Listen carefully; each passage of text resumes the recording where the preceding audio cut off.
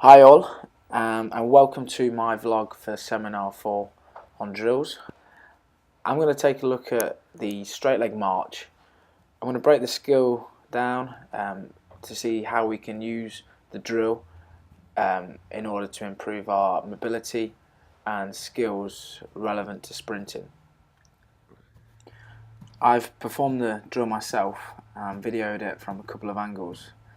I'm also going to use some other images to try and make comparisons between my own performance and others, so I'll be able to get my points across on all aspects of the drill.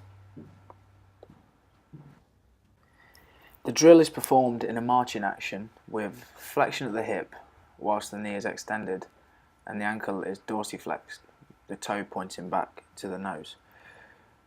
The stance leg remains quite stiff and strong whilst the trunk remains upright, trying to maintain a strong and inline pelvis. Once the hip is fully flexed, it then extends, bringing the foot back towards the underneath of the body, encouraging a pawing action at the foot. One reason to use this drill is to improve posterior chain mobility. A large angle of hip flexion demands flexibility of the hamstrings, glutes and muscles in the lower back, which can enhance mobility and flexibility capacities to perform sprinting and speed related skills. The speed of this drill allows for control, which encourages pelvic stability during hip flexion and knee extension. Improved pelvic stability can enhance the application of forces during sprinting and other speed skills. The third advantage of using this drill is to encourage and train the pawing action that occurs prior to foot strike. Improving this element of sprinting skills can also enhance the application of vertical and horizontal forces. So I'm going to use some images now to show myself versus a technical model. And I'm going to pick up on the first point of improving posterior chain mobility. As you can see in this picture, the angle of hip flexion is actually less than what we see in the drill.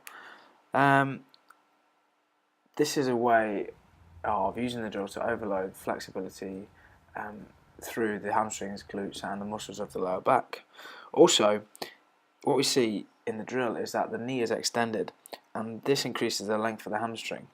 Exposing the biarticular nature of this muscle group overloads the demand of flexibility to perform sprinting skills.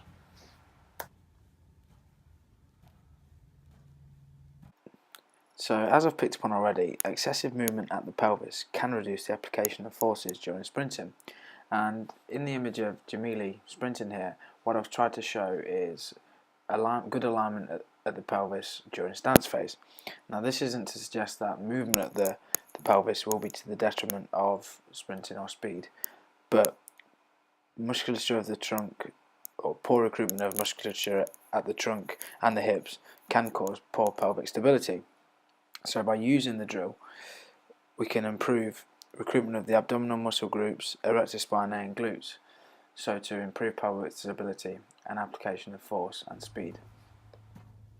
On to the third point of training the foot strike action. In the ideal technical model, the foot is dorsiflexed and then plantar flexes around contact with the ground. I've tried to show this in these pictures of Asafa Powell and Tyson Gay, but also in the performance of the drill. What the drill also trains is extension of the hip, recruiting the hamstrings and the glutes to improve the application of horizontal and vertical forces into the ground. This is obviously a capacity required to perform high-speed running tasks. So when looking at the application of this drill, it appears that it applies more to high-speed running tasks than it does to compared with acceleration tasks. This is because the angle of the torso is more upright and the lower limb actions relate more to those observed in top speed running. It is really an early progression and could be enhanced to a skip or a run. Finally, I think it could also be used as a rehab tool and an early progression for return to running protocol.